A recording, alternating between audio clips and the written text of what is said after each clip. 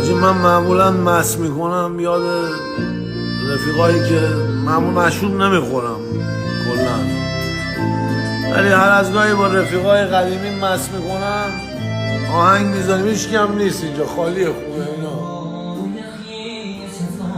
این آهنگ محبوب فرهاد نویزاده، همون برادر من که از دنیا رفت. گفتم که فرهاد کاش به من میگفتی، این آهنگ محبوب اون بود. الان امشب یه اوی اومد، شادی رو